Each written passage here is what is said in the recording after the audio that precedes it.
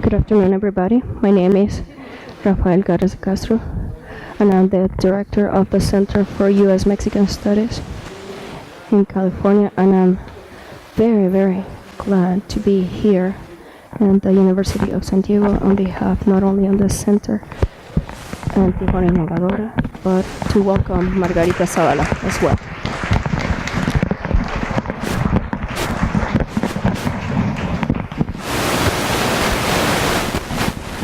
I will also to talk to you because he is a Mexican who has done a lot for the region, and he has organized a lot of events together. And thank you for your imagination and for your love for this region and for Mexico. Let me just talk to you about how I know Margarita Zavala. Margarita Zavala is going to talk about all the issues on behalf of a Mexican citizen, all the things that she's going to be talking about, the immigration and all the topics related to Mexico-U.S. relations. I had an opportunity to talk to Los Angeles, to go to Los Angeles, and people were talking about Margarita, and then at that occasion, the 8 or 9 Mexican women who were leaders decided to gather and talk to Margarita Zavala, and they decided that one of them, it was one of the traileras from Oaxaca. She was very strong, and then she started talking and telling her story that when she was 15 and she was on her way to the U.S. on the border, she talked about all the details, that there was a lot of abuse during her journey. And Margarita Zavala very seriously and a lot of sensitivity said, we asked her, Margarita, how are we going to do this? And she said, I know what she's talking about because I've been around Mexico, all over Mexico 2 or 3 times, so I really know Mexico very well. She's a very empathic person that has defended and advocated the immigration issues for Mexican citizens, and I'm very happy to receive her and welcome her here in this university.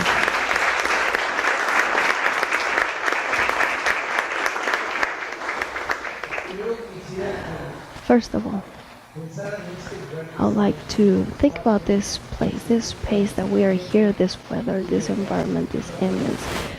I was in San Francisco a few hours ago and I was freezing, and here we're in paradise.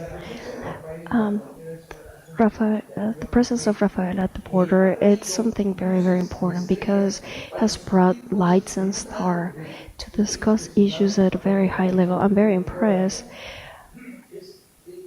that the fact that now we have a very interesting dialogue among all the people on the border, going to very special events. And let me just tell you what it means, the border, to me. When I got to Tijuana, and I'm glad that there's not a lot of people that will say, ooh, that was a long time ago. My dad said, don't look at the border. Look at the opportunities on both sides of the border. Take the best of both worlds. And this is what we have to do. We have to have a friendly border, congruent, that has been affected by decisions made somewhere else.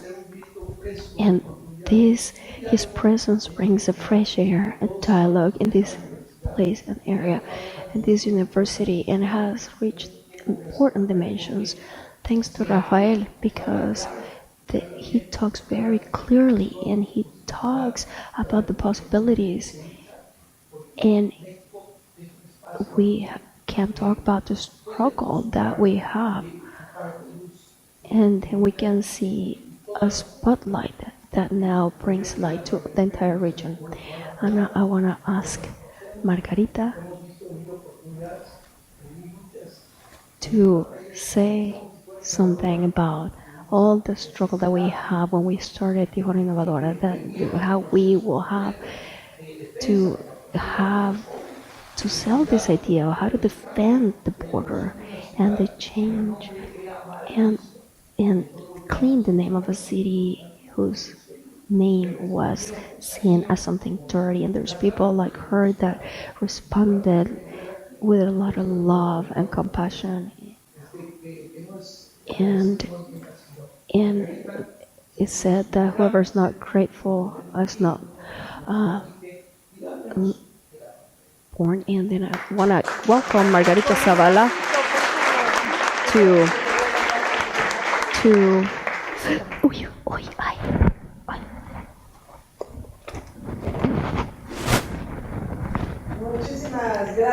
Thank you very much. Thank you very much, everybody. Thank you for your time and waiting. I would like to thank, of course, Mr. Jose Galicot for his efforts to bring together two countries, two regions, two cities, and the love for our country. And thank you to Rafael Fernandez de Castre and the Center for U.S Mexican Studies, and of course, thank you for your time. I would like to almost start apologizing. I have to abide by the electoral law, and the electoral laws in Mexico, unfortunately, from 10 years ago, they change and change, and then we never review them or update them unless there's an election. And some of the things that it's in the law is that I cannot talk about any of the proposals whatsoever. I know that you're not here because you're not here for me to convince them of anything, because you're academics and faculty, and then you know exactly what we're doing for the border, especially with the work of Tijuana Innovadora. But in that sense, I would like to ask you to be patient in the sense of at the time of questions, as like I said before, I am here as just as a citizen, and I'd like to start accepting that Mexico and the U.S. have shared stories, and with this, I hope that you guys almost didn't notice, but yesterday, all the candidates, as well as the President of Mexico, spoke under one voice with regards that we consider as a very hostile time in actions and comments against our country. And as I referred before, is that our countries had really good relations for many years. Since 1822, we established diplomatic relations between Mexico and the U.S., and we have a shared story. And even before then, we have a story that officially starts in 1822. When over 193 years has had very difficult moments, no doubt about that.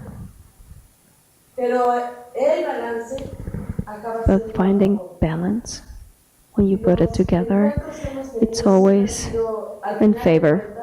And at the end, it has been very successful. It has been successful for the civil society, for the people. And I'm also saying this because, culturally speaking, we have exchanged so many things. And then we have exchanged. And we all have taken part of this exchange. And I'm going to make a small reference and how I got to know, for example, Massachusetts. I went through Luis M. Apple that always talk about Boston, and then he always talk about his dad and stories, and that's how we get to know each other's people through reading about them. And I know Carlos Fuertes, and we also need to read Scott Fitzgerald, and we also we can find a lot of things in common between Truman Capote and Vicente Leñero. And of course, we have exchanged a poet like T.S. Eliot and Octavio Paz.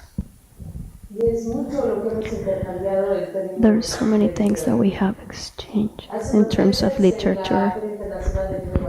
A few months ago on the International Book Fair, we have Tim Oster talking about New York. On the second half of the 20th century, poets and writers from Mexico had to read. I don't know if they knew English or not, but they got inspired. They got a lot of inspiration from some of the people here in the U.S. So we have shared many things. Of course, the Spanish that was spoken before we had a border.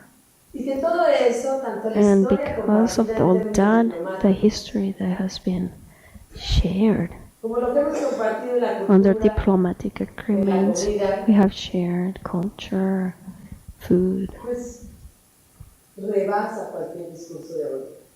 overcomes any hatred speech.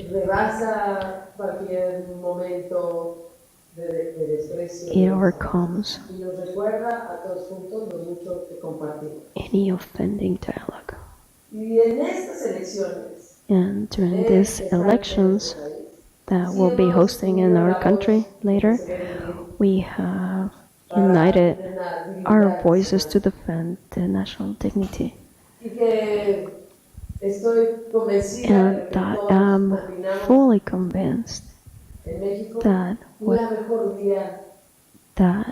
we all agree that the best way to exchange challenges, to solve regional issues, is through respect. And Mexico has always been a good friend, a good neighbor. It has earned its trust. There are so many representatives that have been mayors, governors, and I know exactly what I'm talking about. We know that the best thing we have is our friendship, and Tijuana Innovadora sits on the framework on all the good things that we can share. And of course, it's something that there's a complexity. There's more than 3,000 kilometers of border, 58 border crossings in only one day. There's $1,500 million, more than 17,000 cars, cargo trucks that are taking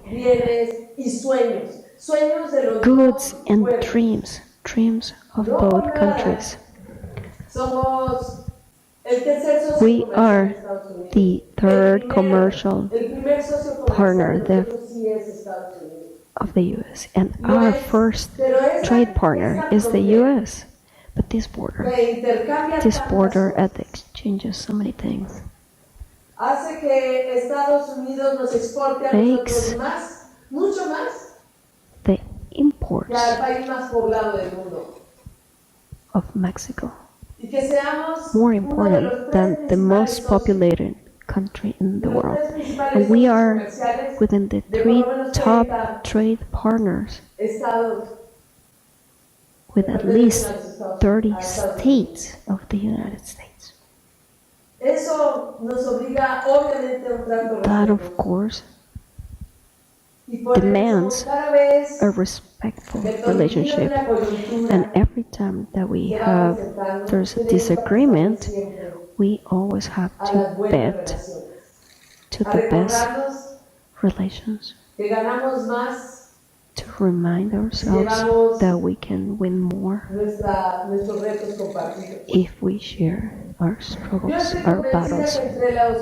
I am convinced that between what we are reviewing and revisiting between the two countries is the free trade agreement, which is one of the most important trade agreements that have united us the most, and the benefits are for both of us, obviously including Canada.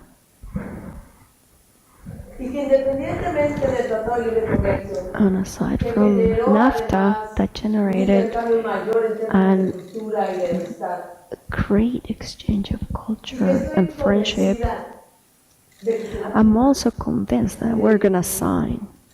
That yes, we're going to sign it because it's good for everybody. We have to strengthen the bilateral relations. And the bilateral relation is not only between two people, it is between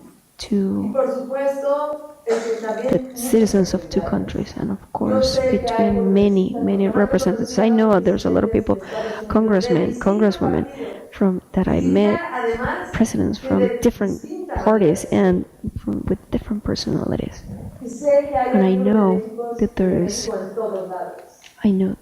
friends of Mexico, and anywhere in the U.S. we can find friends of Mexico, people from Congress, governors, mayors that want to strengthen this relationship with Mexico. This includes the governors and mayors of the south border of Mexico, which is our border.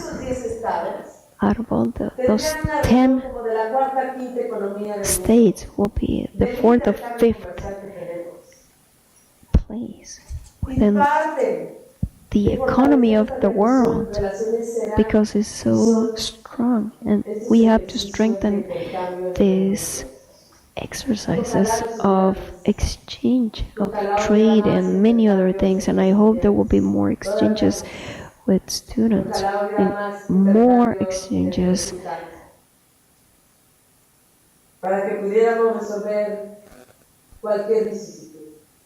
among our countries, so we can resolve so many things that we have to share. We have an environment that we have to take care of.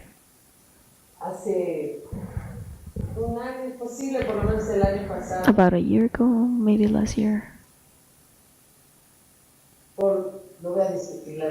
I'm not going to talk about the reasons why, but there was an issue with the water, wastewater. Some of the beaches got polluted. And what I'm saying is that we share an environment. We both have to take care of it.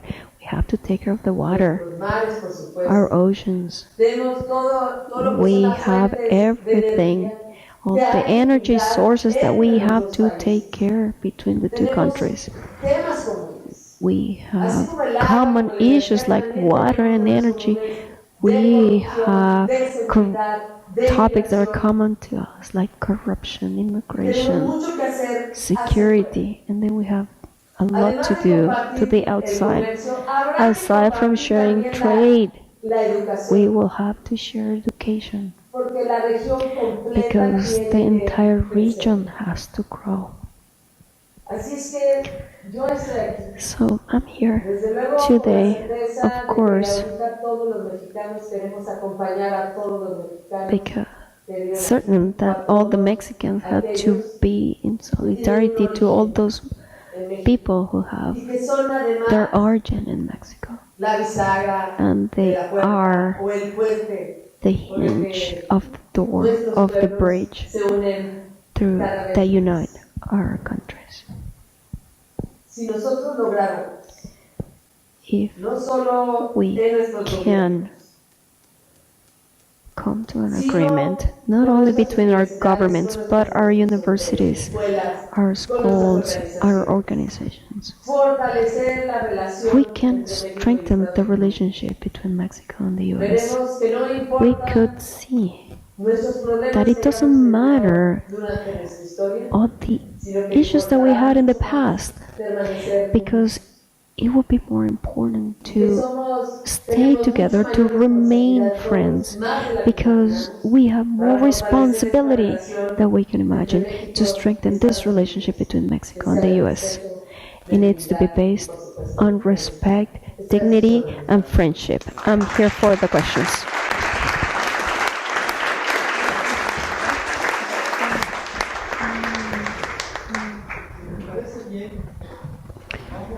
If you agree, we are going to start the Q&A process. We are going to have a dialogue, but we are going to stick to the topics that we mentioned here. I already talked to media, so if you have questions, please, I want to ask you to identify yourself. We're going to take 3 blocks of questions.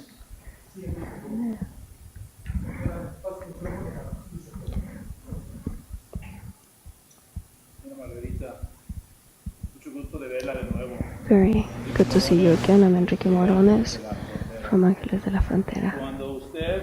When you were the First Lady, I had the honor to invite you to the Friendship Park here in Tijuana, the border, after you invited me at the Los Pinos, and when you came with the governor of Zona Millán, it was fixed. On the other side is a very important park, and it was all fixed up.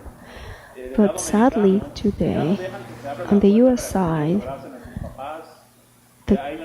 it's no longer allowed to open the door to have the kids hug their parents, and there's a person who's trying to build a wall. So you, as a first lady, previously first lady, what kind of message would you tell to those people who cannot hug their parents? Because there's one person in the White House that is promoting hatred with lies, attacking the Mexican citizens. Since you have received attacks from that person, and then you have been at the Friendship Park, what kind of message would you send of the importance of opening the doors to promote love and not being suffering the consequences of his hatred and someone who is not qualified to be where he is? I'm Tatiana Martinez. I'm a journalist and I'm also a resident of the border. My question is, during the time that you had the opportunity to travel among these 10 states on the border, what's your impression of the border, and what do you think that we should do to improve the border relationship? And what would you recommend to improve trans-border relations?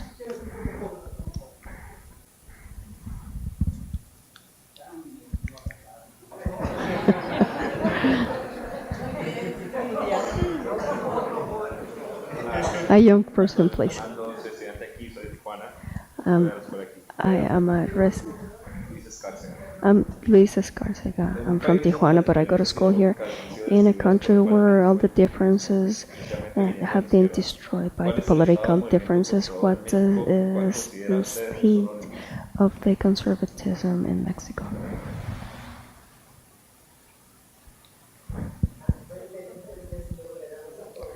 We're gonna let me answer these first 3, and then we will give the opportunity to the young person here. Luis, I think that's exactly the kind of question I cannot. I have to be very careful because I'm subject to electoral laws. But in more than one occasion, we have demonstrated that in difficult situations we stick together, we unite, and when there's a time that we become under one voice, we can do that. I have seen that. You have seen it in the September 19, after the earthquake, that we all got together, like we did it in 1985 on the same date, September 19.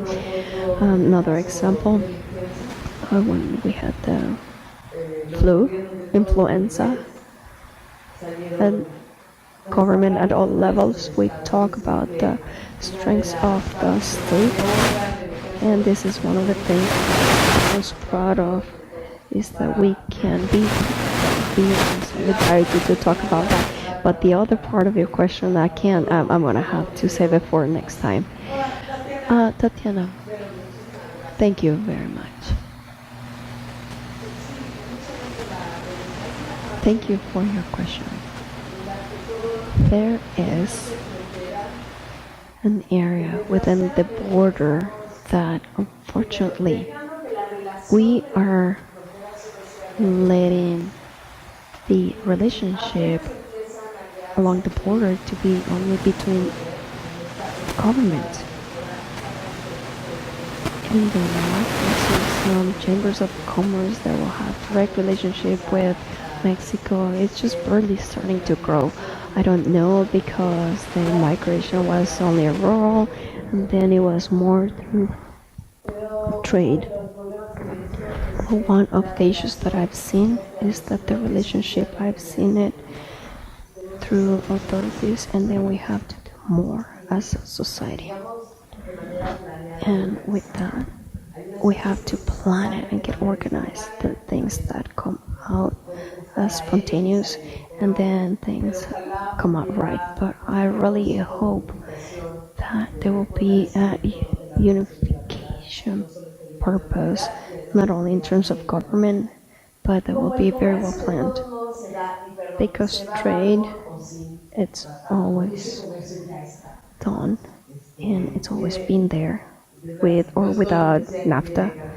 I am convinced that it has to be NAFTA, but because there is a relationship that is going to be there, it's been taken for granted, we had just left it there, and then we have not really explored any way to improve this relationship. We should try to improve as a society, yes, and some corporations and some companies should try to do more, but the chambers of commerce is kind of, they rarely have direct contact on the other side of the border.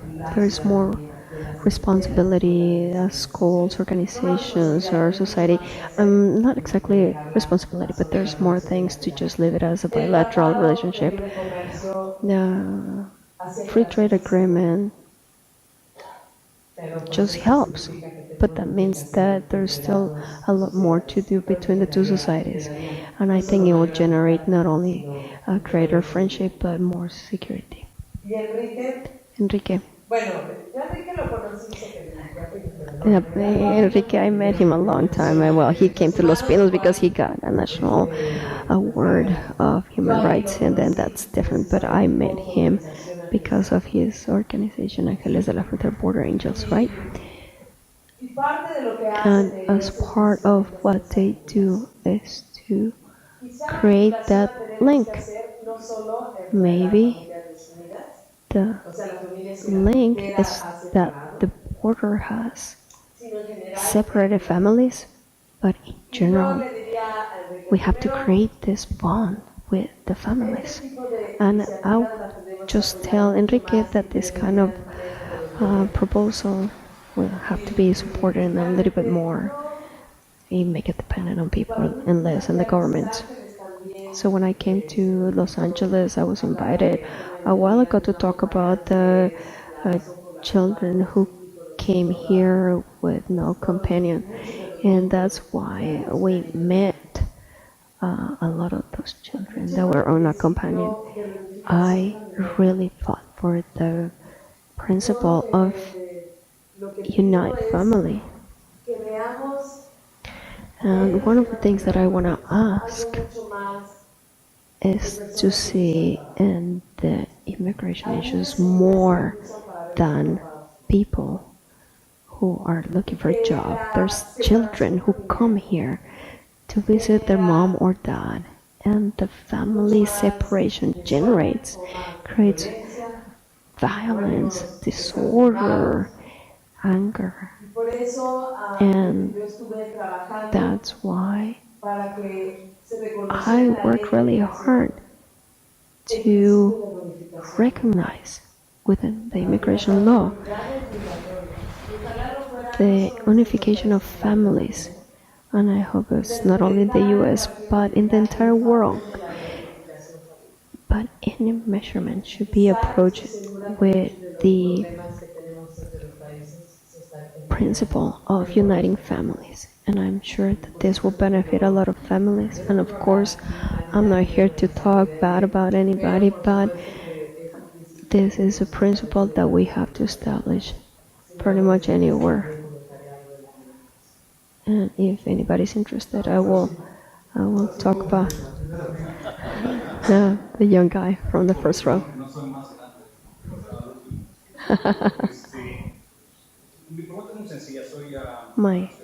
I am a dual citizenship person. I spent time here and in Mexico, and I want the best for both countries. I try to help on both sides. And my question is, we are a lot of Mexicans that were here, and thanks to social media we can connect more with our friends and family. What is the role that you think that the Mexicans who live here, what can we do? I would like to be seen as an ally. The people in Mexico can see us as an ally. I want to address this question specifically with these children who came unaccompanied. I had an experience in Puebla where most of the people who were were migrating from Puebla were going to Philadelphia. And what we did in San Mateo, it was a community of origin. And what that means that a lot of the kids under 18, of course the kids are under 18, and leave their country and go across the border all the way to Philadelphia. And I'm thinking, and the best thing is that, something that I always say and promote, is that you have to travel and go anywhere, but the kids are at risk. And the best way to tell a kid to stay, or a grandma to tell her to not send him, is to solve the issues in the community of origin. One of the biggest issues that we have, the immigration issues that we have, is that we don't look at the communities of origin. We only look at the border, the communities of origin, what's happening there.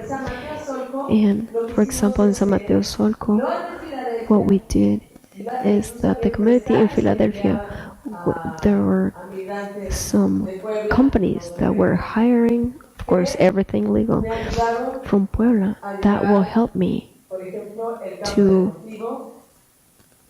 build a sports complex that will be related to the school.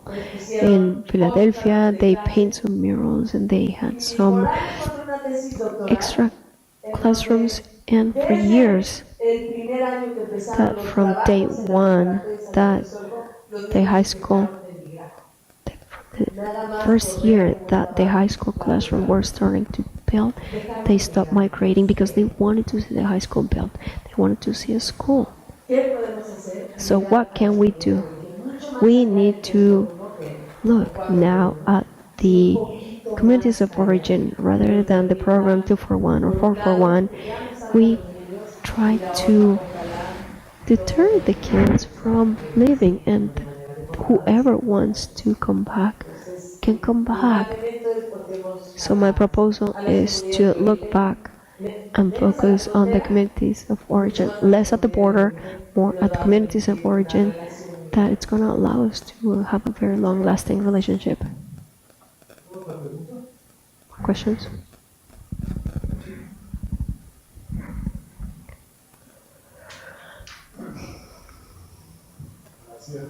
Thank you.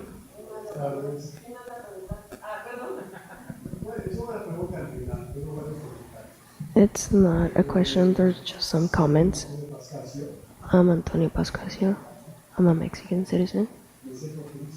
I feel really sad. It is a shame of the things that had happened late in the last few years in Mexico. And among one of the things that the concept of stand out has been lost. They do the same thing regardless. We're in the worst time of history due to corruption. And the protection that all the protection that we have given to all the politicians, because they have been receiving money to do that. I had a great illusion, and it's not over when I heard that you were planning on becoming a candidate. And I'm very much interested now. But when the party got divided, the possibility also got divided. I don't know how is Anaya, and I don't care. And I know that you've been attacked by things. And I know he's been attacked where he did something illegal and the buying and selling of a property. I have no limitation to say anything because I'm not a politician. Yeah, I'm the one who's limited.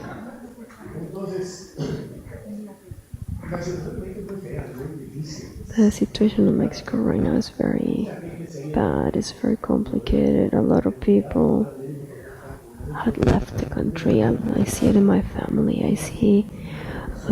I don't see a clear future or a promising future for my family. My final comment, and it's for analysis, I know you cannot answer, is to what are you gonna do in Anaya? Even you left the pan, I know you. It's the spirit. I know the spirit. So I would like to ask you, and I will ask Anaya as well, that to reconsider the attitude in the future, to see the situation that has been imposed on the people who are the voters, because they're breaking the union that can be very important for the future. That's it. Thank you. 2 more questions. The young guy with glasses.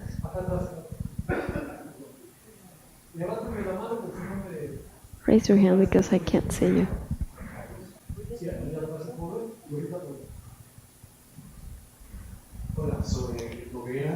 I'm Guillermo Vieira.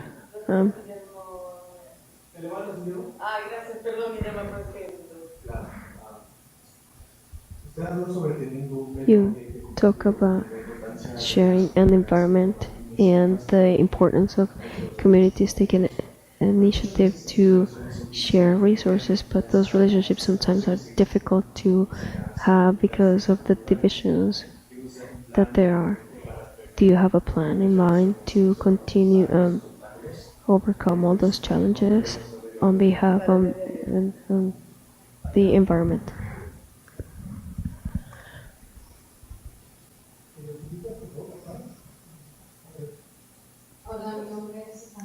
I am Susana Barajas.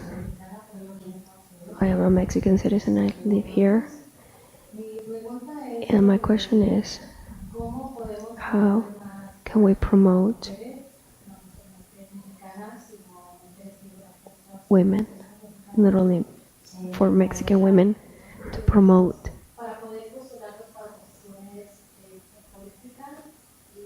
Mexican women to political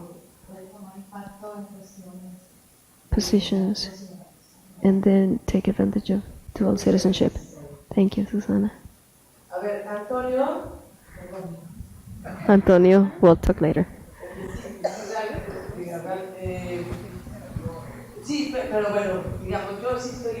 I am limited. I'm so sorry. I'm very, very sorry. And I have to tell you that imagine the levels of restrictions that we have, all the electoral codes they were made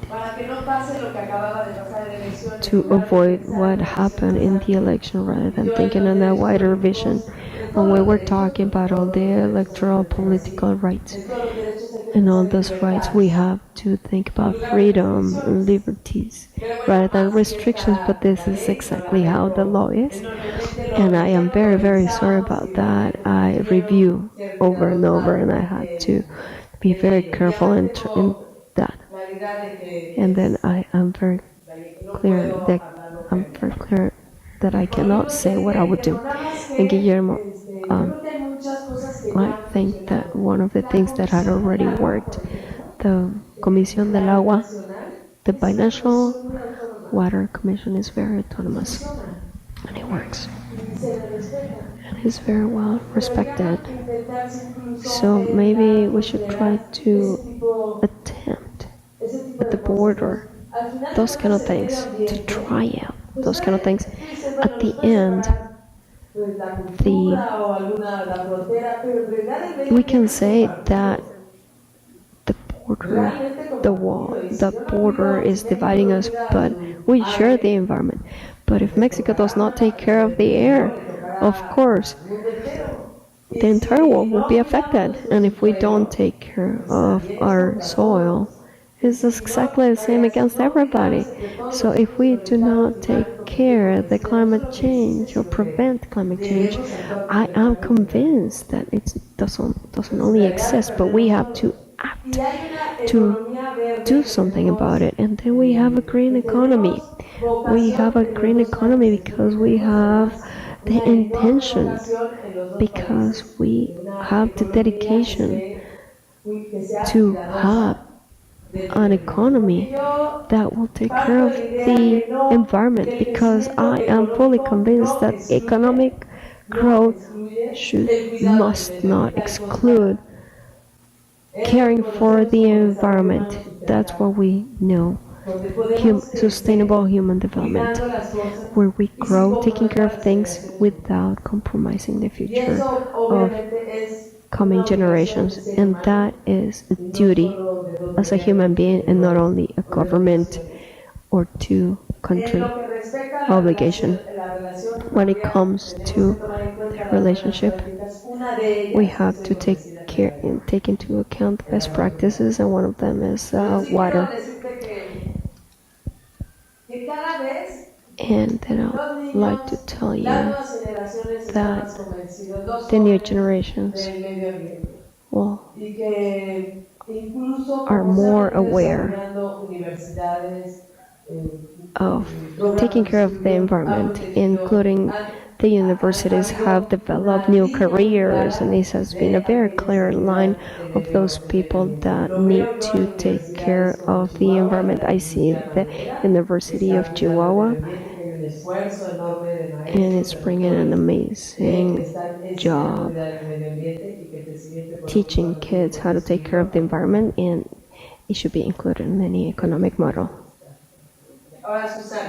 That's so difficult, Susana. There is something very, very simple and basic. If politics has to do with things related to men and women, the people who have to solve the issues for men and women have to be done by men and women. but that's how it is. But then we should really take into account some things.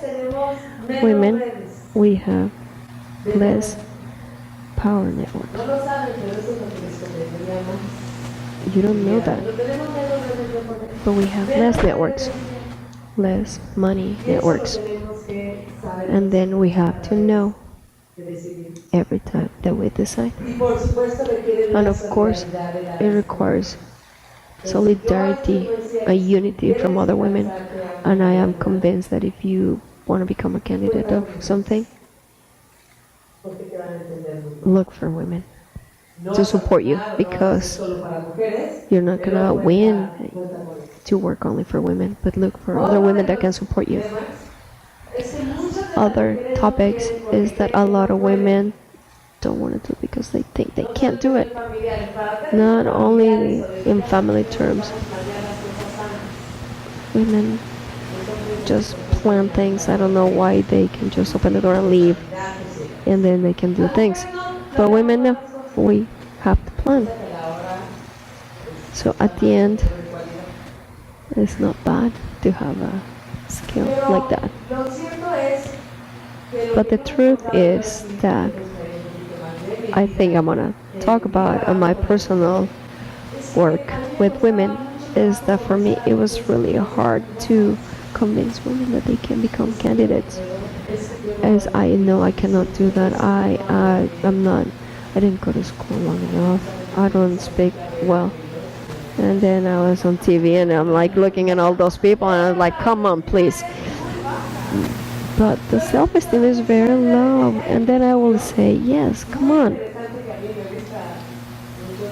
And there is a very interesting model that says, in the game of Jeopardy,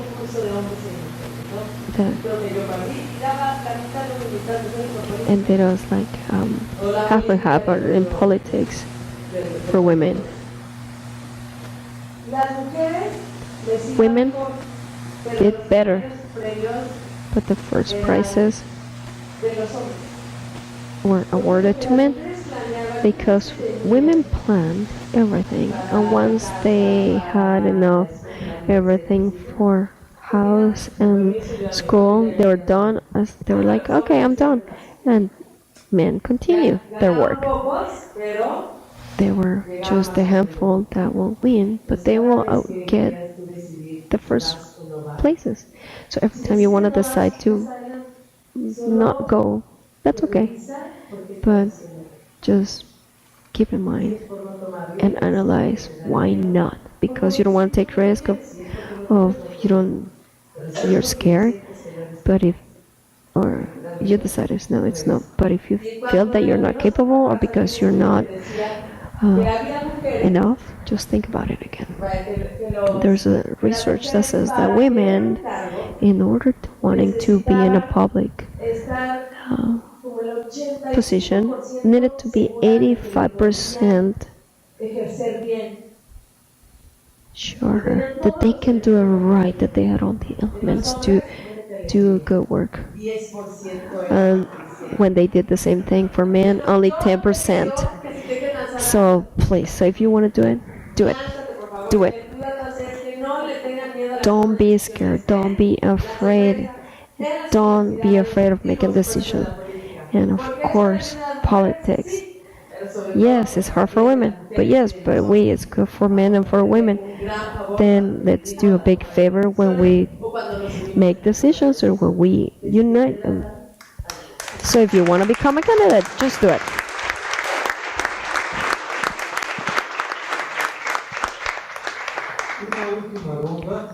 One last round of questions, please.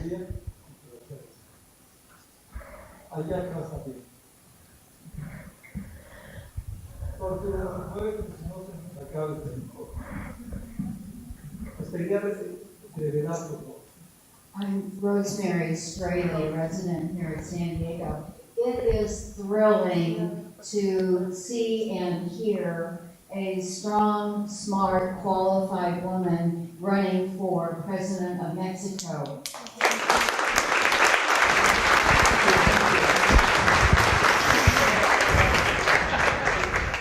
once upon a time, we had a woman who ran for president of the United States. I'm just wondering if you know Hillary and whether her example inspired you. Muchas gracias. Y luego, ok, allá atrás,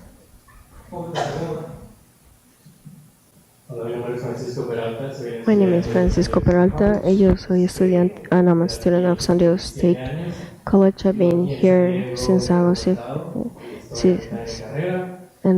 I'm an undocumented person here, and I'm halfway through my career as a citizen. If you were in my situation, what would you do?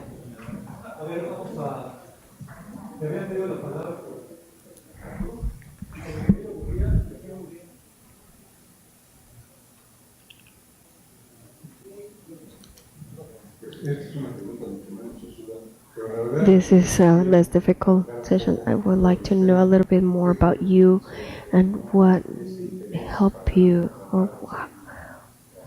and how did you decide to help people and do common good for people.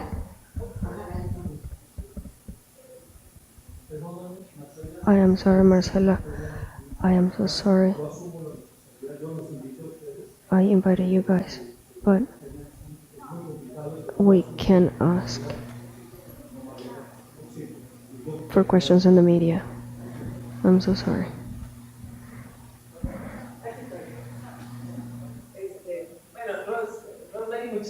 Rosemary, thank you very much. Sí. Every time that we have a woman looking to make a decision, or looking to be in a position that makes decision, it will be an inspiration to everybody. And I remember the last speech that she said that I hope that girls will see that possibility. And of course, she has been an inspiration to all women, of course, and I follow her very closely. I also want to say that not only because she decided to do that, because she was also in Beijing and on the platform to promote women and decision-making processes. So it was a little bit more than her will of just being a candidate, but because when she became a candidate, she had already been an inspiration for a lot of women. Thank you very much. Thank you very much for all your good comments about me.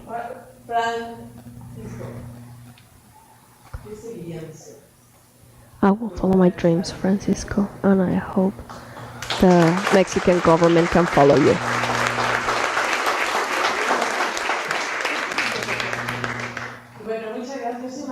I am just Margarita Zavala. I started being in politics since I was 16. I was always on the opposition side. I started because of the struggle for the freedoms, and of course I got inspired by men and women who fought for democracy. And then I have and I read, I got inspired in your father and many men and women that I saw them fight for the freedom and liberties of my country. When I started in politics, we did not receive any public money, and it was very, very hard. And of course, you know, to make politics with freedom. So I got filled with energy of inspiration and bravery that I got fully convinced that countries can only move on when brave people pull and get together and decided to do things together. And I learned that at 16. I went to my first few campaigns in 1988, where I can see the democratic transition of the country. At that time, I knew what is the civil resistance that started in Chihuahua, and then in Durango, and then in Nuevo León. But the democratic transition started in that election, 1988, really marked my life. Because that was the first time I voted. Because I voted for Maquillo, and I was there sitting. I was 20, I was 19, and I was camping overnight at the Ángel de la Independencia to get a reform, to get an electoral ID with a picture. And sometimes you guys think that sounds crazy, that that's something that we were fighting for, but we did. And little by little, I've been following the transformation of the country. And what really made me to be in the opposition party, El PAN, I decided that that was the right thing, that I was congruent to my thoughts and convictions and my values. And there is this quote from Martin Luther King that said something like this, that yes, if you're trying to fit somewhere, if it's going to be safe, who is more showing off, I was going to ask themselves if it's you need. But when someone, and I was raised like that by my parents, and there's men and women who are in that organization, when someone follow their consciousness, you always ask yourself if it's the right thing to do. I'm always thinking if I'm going to be an accomplice of a right or wrong decision. And at the end, those universal questions, who am I? Where am I going? What are the right things to get what I want? If somebody asks you that question, people should have to ask those questions in their families, in society.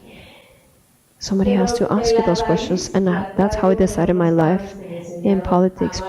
But the root comes from my parents, who taught me how to love my country, to love Mexico. They taught me like if it was taught, almost like if it was having to breathe, natural. That's how I decided my career. Believing in justice, believing in giving everybody what they deserve, and imagining justice in my country. That's why I went to law school. And every single one of my jobs was related to my country, and my thesis was about human rights, the National Commission of Human Rights in the center of the country. And that's where all my decisions have been made. And that's I like to invite you to put in the center of your life, your country, to help your country, to help other people, and really you're going to be happier than you think.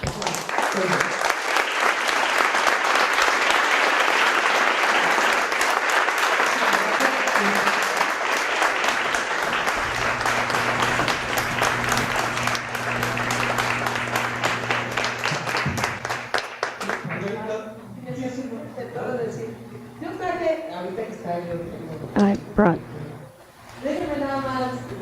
before we finish, let me just read something that says Rodriguez Montalvo in 1510 in Spain.